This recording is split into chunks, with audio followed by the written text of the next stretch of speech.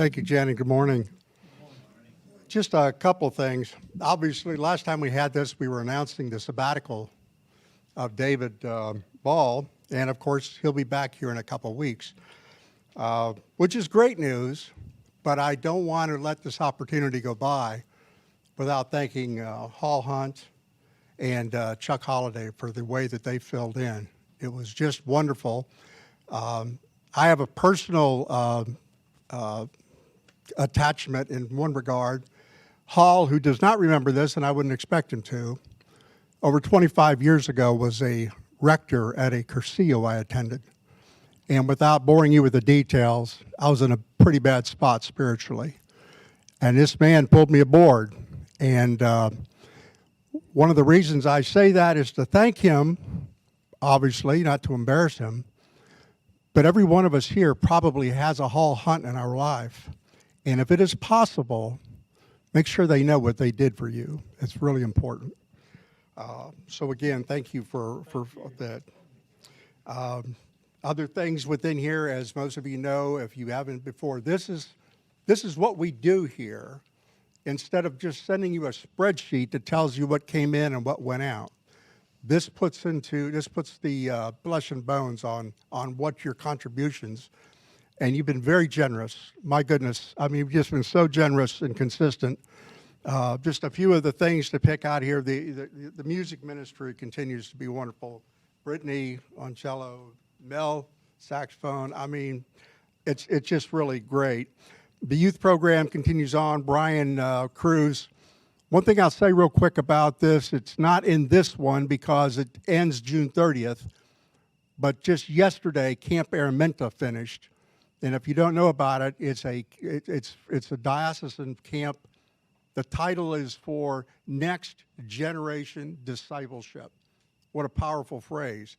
And as usual, it was a great success. Got a bunch of kids coming in that are pretty apprehensive on Monday.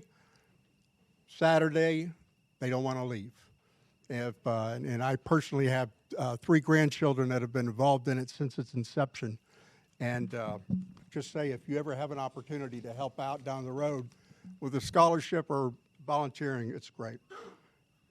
And I'll close up, but my big regret this year is I was on vacation when they had the annual barbecue, which in the past, I guess we may have ordered out or did something really. Chris McCarthy gets a peg out there, sticks it in the ground, and tends it all day with staff. I think Trey may have been involved too, but I'm sorry I wasn't there, but I will definitely be there for the next one. I've heard that, 101 people. I had to look at the numbers. I think we may have had some guests there too, but and one thing, and then finally, the great thing was we resumed our Avante Chapel Communion Service, the Assisted Living Center. So spiritually hungry and now able to come back out there and give them the service and the communion. So anyways, great things as usual are happening. Please read this. And as I mentioned last time, this is also a good evangelical tool. I'm not the greatest to go, as I should be, individuals, but by gosh, you could hand them this and have people take a look at that and go, they got some stuff going there, and it's good stuff. So I'll hand it over to Buff, our treasurer. Sermon on the Amount. That's right. That's right. So I just wanted to present to you what our second quarter was like, and just want to, again, thank you all very much for your faithfulness to this fellowship. If on page, as you know, we have worship, love, and share is kind of like our little theme song. And when we worship, this is what's considered our worship time. Our loving is what we do with one another. And then our sharing is our outreach programs and missions and that sort of thing. And so what we have here basically is a narrative budget. And I always want to explain that for some to understand. There are those that are on staff here that would be a part of all of that. So we basically take their salaries and we divide it up. 50% of it goes to worship, 40% of it goes to love situation, and 10% to the outreach, meaning that what we would do here as a fellowship with their salaries, with the facility and all of that sort of thing has to be kind of split out that way. There are those, though, who are specifically salaried-wise or just in worship. That would be like our nursery workers and such. So there are different ways that we, this isn't just a line item goes straight down, and this is where we come up with some of our figures. So we have different things that divide into those different categories. So if you ever have any question at all, we are totally transparent with our books. I'm more than happy to take you aside and to show you exactly what's going on for the actual P&L, which is profit and loss for those, and balance sheets and all that kind of stuff. But this is just a way for you to understand a little easier. So if you look at worship expenditures on page 2, our actual expenditures for the month, the 3 months for the second quarter, that would have been April, May, and June, was $68,200, and we're budgeted at $71,300. Then in loving one another, on page 4, the expenditures were actually $53,400 and budgeted $56,000. So far, still under budget for both of those. And then on page 6, you have the share expenditures actual was $33,700, budgeted as $35,100. So we were technically under budget for all of the line items.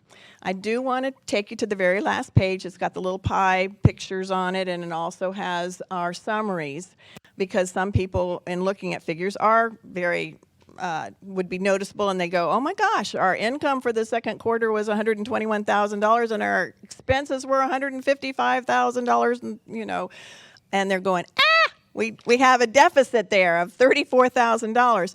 I would like to kindly remind you all that when we have our, if we take our balance sheet and we look at things, we literally have in our accounts enough where we've set aside 3 months of expenses for this congregation. So we hold that aside.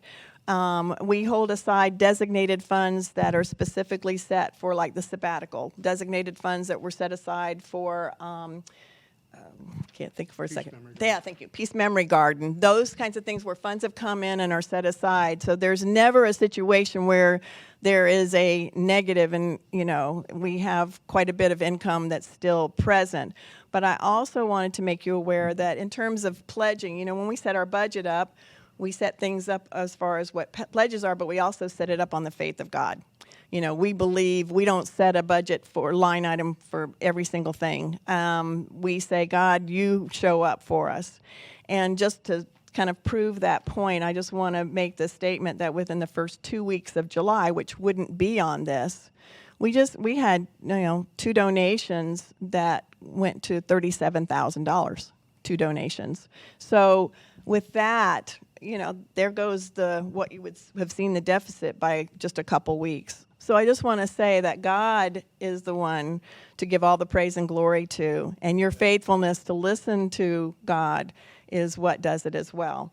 So you can look through here, and my biggest thing of what I like to see, what we did for the second quarter, 44% of our income and stuff was worshiping God, 34% was loving one another, and 22% was sharing Christ. So thank you.